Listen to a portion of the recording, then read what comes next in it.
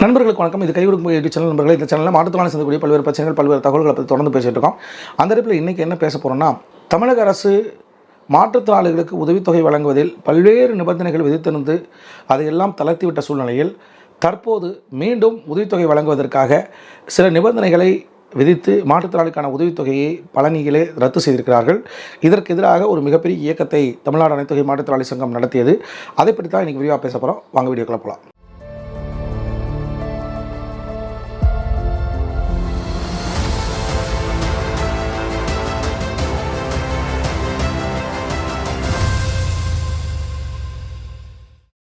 கடந்த 2011ஆம் ஆண்டு முதல் 2016ஆம் ஆண்டு வரை தமிழ்நாடு அனைத்து வகை மாற்றுத்திறனாளிகள் மற்றும் பாதுகாப்போர் உரிமைகளுக்கான சங்கம் துவங்கப்பட்ட காலந்தொட்டு மாற்றுத்திறனாளிகளுக்கான உதவித்தொகை வழங்குவதை எளிமைப்படுத்த வேண்டும், அடையாள அட்டை வைத்திருக்கிற அனைத்து மாற்றுத்திறனாளிகளுக்கும் உதவித்தொகை வழங்க வேண்டும் என்று தொடர்ச்சியாக போராட்டம் பண்ணது. 2011லேருந்து 16 வரைக்கும் என்ன இருந்துச்சு? அனாதையாக இருக்கணும், சொந்த பந்தம் இருக்கக்கூடாது, வீடு வாசல் இருக்கக்கூடாது, எதுவும் இல்லாமல் தெருவில் பிச்சை எடுத்துகிட்டு இருந்தால் தான் நான் உங்களுக்கு கொடுப்பேன் அப்படிங்கிற நிலைமை என்பது இருந்தது.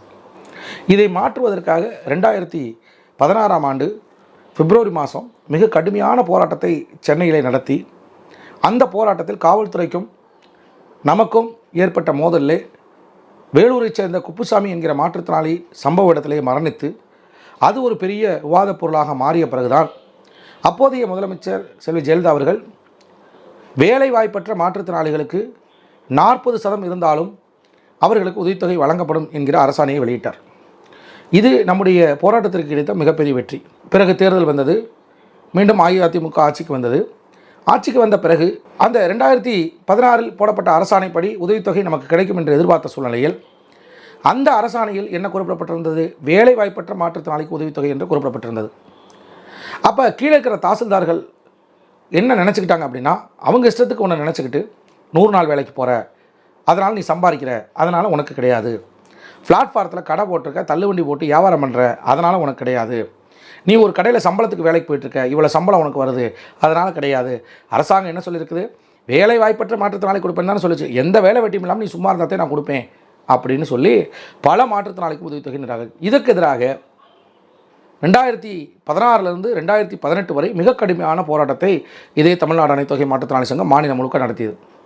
நாம் ஒன்று நினச்சா நீங்கள் ஒன்று நினச்சிட்ருக்கீங்க. வேலைங்கிறது என்ன? அரசாங்க வேலை மட்டும்தான் நிரந்தர வேலை. விஓவாக இருக்கிறது, ஆர்ஐயாக இருக்கிறது, கலெக்டராக இருக்கிறது, தாசில்தாராக இருக்கிறது, இல்லை இது மாதிரி நிறைய வேலைகள் அரசாங்க வேலைகள் இருக்குது. அரசாங்க வேலை மட்டும்தான் நிரந்தர வேலை. மற்ற வேலை எதுவுமே நிரந்தர வேலை கிடையாது. அரசு ஊழியர் ஒரு 10 நாள் வேலைக்கு போகல அப்படின்னா 11ஆவது நாள் போனால் 10 நாள் வரலைங்கிறதுக்காக சம்பளத்தை பிடிக்க மாட்டாங்க. இதே நான் ஒரு பிளாட்ஃபாரத்தில் கடை போட்டிருக்கேன்னா 10 நாள் தொடர்ந்து மழை பெஞ்சுன்னா 10 நாள் கடை போட முடியாது. 11ஆவது நாள் நான் கடை போடும்போது 10 நாளைக்கு உண்டான வியாபாரம் செய்து மொத்தமாக வந்து வாங்க போகிறாங்களா? இல்லை எனக்கு உடல்நிலை சரியில்லைன்னு வீட்டில் வந்து படுத்துக்கிட்டா அந்த எத்தனை நாள் நான் ரெஸ்ட் எடுக்கணும்னா அந்த நாளுக்கு உண்டான வருமானம் எனக்கு வரப்போகுதா? ஆக நமக்கு வந்து நிரந்தரமே கிடையாது. இப்போ தனியார் துறையில் வேலை பார்க்குறேன்னா 20 நாள் லீவ் போட்டால் 20 நாளுக்கு உண்டான சம்பளத்தை பிடிச்சிக்குவான். பாவம் புண்ணியம்லாம் பார்க்க மாட்டான். ஆனால் அரசாங்க வேலை மட்டும்தான். நீ என்ன வேலை போட்டாலும் என்ன லீவ் போட்டாலும் உனக்குண்டான வருமானம் என்பது, உனக்குண்டான சம்பளம் என்பது கரெக்டாக வந்துட்டுருக்கும். அப்போ அரசு வேலை மட்டும்தான் நிரந்தர வேலையை ஒழிய மற்ற எந்த வேலைகளும் நிரந்தர வேலை கிடையாது. அப்போ நீங்கள் எங்களுக்கு எல்லாருக்கும் உதவித்தொகை கொடுக்கணும்னு சொல்லி போராட்டம் பண்ணதனுடைய விளைவு 2018ஆம் ஆண்டு தமிழக அரசு ஒரு குறிப்பிட்ட அரசாணையை வெளியிட்டது.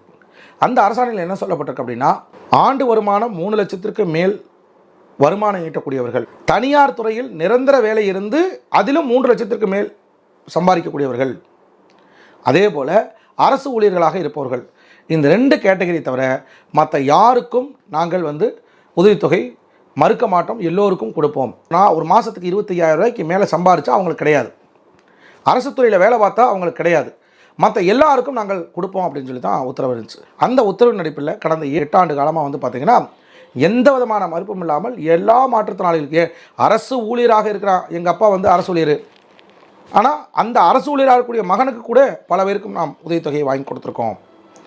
இப்படிப்பட்ட சூழலை தொடர்ச்சியாக நிறைவேற்றிய சூழ்நிலையில் திடீர்னு இப்போ என்ன பண்ணுறாங்க அப்படின்னா, பழனியில் ஒரு மாற்றுத்திறனாளி அவர் வந்து ஒரு 5,000 ரூபா சம்பாதிக்கிறார் அப்படிங்கிறக்காக இவர் 5,000 ரூபாய் சம்பாதிக்கிறார். அக்கம்பத்தில் இருக்கவர்கள் இவருக்கு பல்வேறு வகையில் உதவி புரிகிறார்கள். அதன் மூலியமாக மாதம் 5,000 வருகிறது. ஆக மொத்தம் வருமானம் ஈட்டக்கூடிய நபராக இருப்பதால் இவருக்கு உதவித்தொகை மறுக்கப்படுகிறது அப்படின்னு ஒருத்தருக்கு. இன்னொருத்தருக்கு என்ன சொல்கிறாங்க, இவர் 30 சென்ட் நிலம் வைத்திருக்கிறார், அதனால் இவருக்கு உதவித்தொகை மறுக்கப்படுகிறது இன்னொருத்தருக்கு. அப்போ இப்படியான மறுப்புகள் வருகிற போது ஆன்லைனில் பார்க்கும்போது கடுமையான டென்ஷன். நான் என்ன சொல்கிறேன், அரசாணை என்ன சொல்லுது, ஆண்டு வருமானம் 3 லட்சம் சொல்லுது. 3 லட்சத்துக்கு மேலே சம்பாரிச்சா நீ கொடுக்காதேன்னு சொல்லுது. அரசு ஊழியராக இருந்தால் கொடுக்காதேன்னு சொல்லுது. இது 2 தானே சொல்லியிருக்குது. சரி, அப்படியே இருந்தால் 5000 இவர் சம்பாதிக்கிறாரு, 5000 மற்றவங்க அடுத்து கொடுத்து உதவுறாங்கன்னா 10,000 கூட வச்சுக்கங்க. ஒரு வருஷத்துக்கு எவ்வளோ வருது, 1,20,000 தானே வருது. அப்போ 3 லட்சத்துக்கு மேலே இருந்தால் தானே கிடையாதுன்னு சொல்லுது. அப்போ இந்த மனுவை நீங்கள் எப்படி நிராகரிச்ச? சரி, அதை விட்டுருங்க. அடுத்த கேஸ் வச்சுங்க. 30 சென்ட் நிலம் இருக்குங்கிறான். 30 சென்ட் நிலத்தை வச்சு வருடம் முழுக்க விவசாயம் பண்ணி அவரால் 3 லட்ச ரூபாய் சம்பாதிக்க முடியும் அப்படிங்கிறத நீங்கள் நிரூபிக்க முடியுமா? இன்றைக்கி விவசாயம் எங்கே போயிட்டுருக்குது? 50 ஏக்கர் 100 ஏக்கர் வச்சுருக்கவனுக்கு வருமானம் என்பது இல்லாமல் இருக்குது. நாம் ஒன்று நினச்சா இயற்கை ஒன்று நினைக்குது.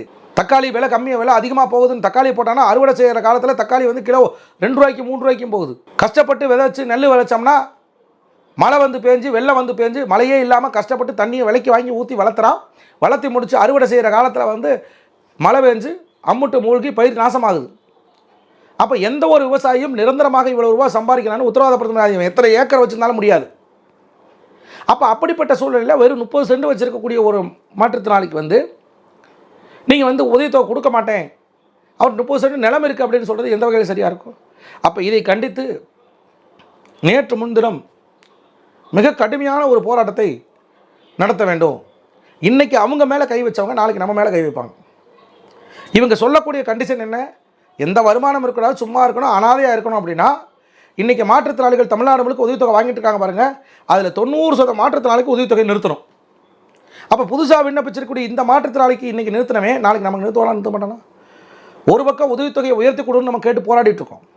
நீ கொடுக்குற 1500 உதவித்தொகை எனக்கு பத்தில், என்னால் வாழ முடியல, ரொம்ப சிரமமாக இருக்குது, எனக்கு உதவித்தொகை உயர்த்தி கொடுன்னு கேட்டால் நீ உதவித்தொகையை உயர்த்தி கேட்குற, பொறுவனை நான் உன்னை வச்சுக்கிறேன், இருக்கிறதையும் சேர்த்து பிடுங்குறேன்டா அப்படின்னு சொல்லி போட்டு இல்லாத ஒரு சட்டத்தை பயன்படுத்தி நீங்கள் நீக்கிறீங்க. அப்படின்னா உங்களுக்கு யார் இந்த அதிகாரத்தை கொடுத்தது? யார் உங்களுக்கு அதிகாரத்தை கொடுத்தது? சரி, இந்த மாதிரி ஒரு சூழ்நிலை இருக்குதுன்னு சொல்லி போட்டு தாசில்தார்கிட்ட புகார் பண்ணால் அந்த தாசில்தார் என்ன சொல்கிறாங்க அப்படின்னா, அந்த ஜீவோ இருந்தால் எனக்கு அனுப்புங்க, நான் பார்க்குறேன் அப்படிங்கிறாங்க. அப்போ ஒரு தாசில்தார் ஒரு பணியில் உட்கார்றவங்க ஒருத்தருக்கு ஒரு உதவி செய்கிறாங்க அப்படின்னா அந்த உதவி செய்வதற்கு, உதவி என்பது இல்லை, அரசாங்கப்படி அவங்களுக்கான பணிகளை செய்வதற்கு அதுக்குண்டான நிபந்தனைகள்லாம் அதுக்கான அரசாணை என்னென்னு கூட தெரியாமல் ஒருத்தர் பதவியில் இருக்காங்க அப்படின்னா அப்போ எந்த லட்சணத்தில் உங்களுடைய வேலைகள் இருக்கும்? ஜீவோ என்ன சொல்லியிருக்குன்னே தெரியாமல் வர்றவன பூரா நிலம் இருக்குது கேன்சல், அப்பா சம்பாதிக்கிறேன் கேன்சல், அப்பா இவன் 10 வீடு வாடகை விட்டுருக்கேன் கேன்சல், இதெல்லாம் உங்களுக்கு சொல்லப்பட்டிருக்கா? அரசு பணியாளர்கள் என்பது அரசு என்ன சொல்லுகிறதோ, அரசு உத்தரவு என்ன கொடுக்குறதோ அதை செய்கிறது தான் உங்கள் வேலை. உங்கள் சௌகரியத்துக்கு உங்கள் இஷ்டத்துக்கு செய்கிறதுக்கு இங்கே வேலை கிடையாது. அப்போ அப்படிப்பட்ட சூழலில் நிராகரிப்பதை ஏற்றுக்கொள்ள முடியாது அப்படின்னு சொல்லி மிக கடுமையான போராட்டத்தை, முற்றுகை போராட்டத்தை நடத்தணும்னு சொல்லி இந்த பழனி தாலுக்கா, பழனி முழுவதும் இருந்து கிட்டத்தட்ட ஒரு 500 மாற்றுத்திறனாளிகளை திரட்டி முற்றுகையிடுவது என்று முடிவெடுத்தோம். மிக கடுமையான போராட்டத்தை நடத்துவது, இந்த மனுவை நிராகரித்த அனைவர் மீதும் இதுக்கு எதுக்கு ஏன் இவ்வளோ கோபம் எனக்கு வந்துச்சு அப்படின்னா, இந்த ஆண்டு பிப்ரவரி மாதம் திமுக அரசுடைய கடைசி காலத்தில் என்ன பண்ணாங்க அப்படின்னா, யாரெல்லாம் உதவித்தொகைக்காக விண்ணப்பிச்சிருக்கார்களோ அவர்களை அத்தனை பேருக்கு உதவித்தொகையை போட்டாங்க. குறிப்பாக உங்களுடன் ஸ்டாலினில் விண்ணப்பித்தவங்க எல்லாருக்கும் உதவித்தொகையை போட்டாங்க. மற்ற கேட்டகரிக்கு போடலை. எனக்கு கிடைச்ச தகவல் படி 2023 இறுதியிலிருந்து இன்றைக்கி வரைக்கும் 24, 25 வரைக்கும் ஃபுல்லாக நிற்கிது. கிட்டத்தட்ட 1.5 வருஷம் 2 வருஷமாக உதவித்தொகைக்காக விண்ணப்பிச்சு மாற்றத்தினால காத்துட்ருக்கேன். இவெல்லாம் யாருன்னு பார்த்தீங்கன்னா இசை மையத்தில் விண்ணப்பிச்சவன். யார் உங்களுடன் ஸ்டாலின் அப்படின்னு முகாம் நடந்து பாருங்கள், அதில் கொடுத்தாங்களோ அவங்களுக்கு மட்டும்தான் உதவித்தொகை என்பது போடப்பட்டிருக்கு. இப்போ அவர் வந்து உங்களுடன் ஸ்டாலினில் விண்ணப்பித்தவர். இப்போ நான் என்ன கேள்வி கேட்குறேன்னா, அவர் 2025 பிப்ரவரியில் விண்ணப்பிச்சிருக்கார். நீங்கள் அவருடைய மனுவை அக்செப்ட் பண்ணியிருந்தீங்க அப்படின்னா, ஏற்றுந்தீங்க அப்படின்னா 2026 பிப்ரவரியிலேருந்து அவருக்கு உதவித்தொகை வந்திருக்கும். இப்போ என்னாச்சு, அவருடைய மனுவை நீ நிராகரிச்சிட்டிங்க. நிராகரித்ததனுடைய விளைவு என்ன ஆயிடுச்சு, எல்லா தகுதிகளும் இருந்து அவருடைய மனுவை நிராகரித்ததுனால இப்போ பிப்ரவரி, மார்ச், ஏப்ரல், மே இந்த 4 மாதம் பணம் வரல. இப்போ நீங்கள் உங்கள் தவறை உணர்ந்துக்கிட்டு திரும்பி அப்ளை பண்ண சொல்லுங்கள், அவருக்கு நாங்கள் ஏற்றுக்கிறோம் அப்படின்னு நீங்கள் சொன்னாலோ, இப்போ ஏற்றுக்கிட்டாலும் இன்னும் எத்தனை மாதம் கழித்து தமிழ்நாடு அரசாங்கம் பணம் கொடுக்கும் அப்படிங்கிறது தெரியாது. ஒரு 6 மாதம் கழித்து கொடுக்குது, ஒரு 4 மாதம் கழித்து கொடுக்குறதுனாலோ அடுத்து ஜூன், ஜூலை, ஆகஸ்ட், செப்டம்பர் 4 மாதம் கணக்கு வச்சுங்க. ஒரு உதாரணத்துக்கு 4 மாதம் வச்சுங்க. அப்போ 8 மாதத்துக்கு உண்டான பணத்தை யார் கொடுப்பா? ₹1 சொல்லுங்கள், நம்மளுக்கு எவனாவது கொடுக்குறதுக்கு நாதி இருக்கா?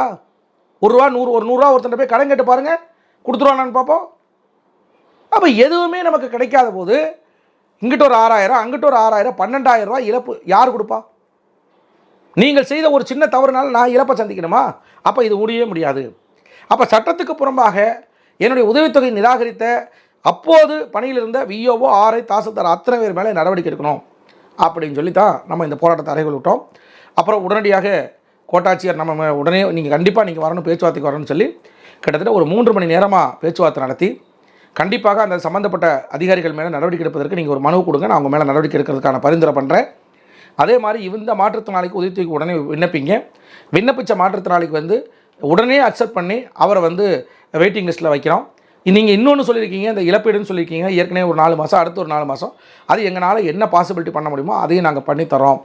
அதே மாதிரி முதலமைச்சர்கிட்டையும் கவனத்துக்கு கொண்டு போய், கலெக்டருடைய கவனத்துக்கு கொண்டு போய் இதை முன்னுரிமை அடிப்படையில் இவங்களுக்கு உடனடியாக கொடுப்பதற்கு நாங்கள் ஏற்பாடு செய்கிறோம் அப்படின்னு சொல்லியிருக்காங்க. அப்போ அந்த அடிப்படையில் நண்பர்களே, நாம் என்னதான் போராடினாலும், என்னதான் உரிமைகளை பெற்றுக் கொடுத்தாலும், அந்த உரிமைகளை வாங்கின உரிமையை அமல்படுத்துறதுக்கும் நாம் போராட வேண்டியிருக்கு. எந்த உரிமையை நீங்கள் வாங்கினாலும் அரசு ஆணை வந்துருச்சு, உத்தரவு வந்துருச்சு அப்படின்னா அது அப்படியே கீழே போய் அமலாகணும். தயவுசெய்து கனவுலையும் நினச்சிடாதீங்க. அந்த உத்தரவை கீழே வரைக்கும் கொண்டு போய் அமல்படுத்துறதுக்கு மிகப்பெரிய போராட்டத்தை நம்ம நடத்த வேண்டியிருக்கு. இப்படிலாம் போராடினா தான் நடக்கும். அதுக்கு தான் நாம் திரும்ப திரும்ப சொல்கிறோம், எல்லா அலுவலகங்களிலும் குறைந்தபட்சம் மாற்றுத்திறனாளி பணியமர்த்துங்க. அல்லது இந்த திட்டங்களை உருவாக்குறீங்க பார்த்தீங்களா, இந்த திட்டங்களை இப்போ ஒரு ஜீவோ போடுறீங்க பார்த்தீங்களா, அந்த மாதிரி உயர்ந்தபட்ச கமிட்டிகள் எல்லாத்திலும் ஒருவர் மாற்றுத்திறனாளியாக இருக்கணும், இல்லை மாற்றுத்திறனாளிகளை வைத்திருக்கக்கூடிய குடும்பத்தைச் சேர்ந்தவராக இருக்கணும்.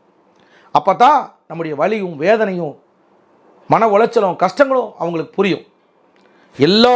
ஒன்றும் இல்லைங்க, மாற்றுத்திறனாளி அலுவலகத்துக்கு போங்க, தமிழ்நாடு முழுக்க போங்க, எத்தனை மாற்றுத்திறனாளிக்கு வேலை கொடுத்துருக்கான்?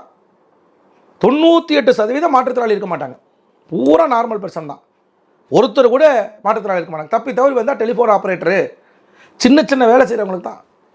அப்போ நமக்கு வலியும் கஷ்டமும் நம்மளுக்காக பணியாற்றக்கூடிய, நமக்காக சேவை செய்யக்கூடிய மாற்றுத்திறனாளி அலுவலர்களுக்கே புரியாத போது வருவாய்த்துறை, காவல்துறை, பொதுப்பணித்துறை, விவசாயத்துறை, இது மாதிரி எத்தனையோ துறைகள் இருக்குது, அவங்களுக்கு மட்டும் எப்படி புரிஞ்சிடும்? அப்போ இது எல்லாம் போக்கணும்.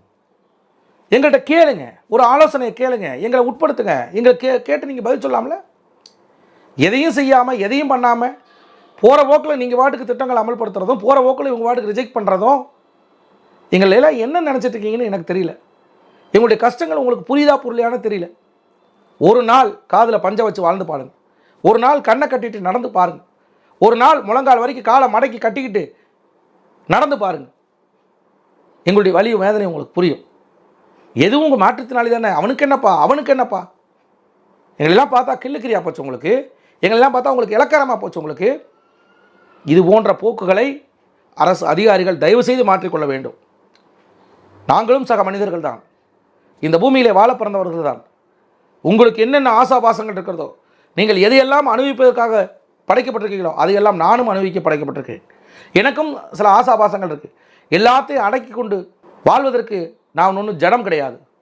அந்த அடிப்படையிலே புதிதாக வந்திருக்கக்கூடிய அரசாங்கத்திற்கும் நாங்கள் வைக்கின்ற வேண்டுகோள், தயவு செய்து மாற்றுத்திறனாளிகளை சக மனிதர்களாக பாருங்கள். இருக்கிற அரசாணையை முறையாக அமல்படுத்துங்கள். மாற்றுத்திறனாளிகளுக்கான திட்டங்கள் கிட்டத்தட்ட 5 ஆண்டுகளுக்கு மேலே அமல்படுத்தப்பட்டு வருகிறது. இந்த 5 ஆண்டுகளில் விலைவாசி உள்ளிட்ட பல்வேறு காரணங்களால் விலையேற்றம் நிகழ்ந்திருக்கக்கூடிய சூழ்நிலையில் வருடம் அந்த திட்டங்களை புதுப்பித்து சில தளர்வுகளை அறிவித்து மாற்றுத்திறனாளிகளுடைய வாழ்வாதாரத்தை மேம்படுத்த வேண்டும். குறிப்பாக மாற்றுத்திறனாளிகளுக்கு ஆந்திராவில் வழங்கப்படுவது போல சாதாரண ஊனமுற்றவர்களுக்கு 6000-ம், கடுமையாக ஊனமுற்றவர்களுக்கு 10,000-ம், மிக கடுமையாக ஊனமுற்று படுத்த படுக்கையாக இருப்பவர்களுக்கு 15,000 வழங்கி அவர்களை பாதுகாக்க வேண்டும் என்று கேட்டுக்கொண்டு இந்த காணொலியில் விடுகிறேன். நண்பர்களே, இந்த காணொலி பற்றிய விமர்சனங்களை கமெண்ட்ஸில் போடுங்க. மறக்காமல் இந்த சேனலை சப்ஸ்கிரைப் பண்ணுங்கள், லைக் பண்ணுங்கள், ஷேர் பண்ணுங்கள். நன்றி, வணக்கம்.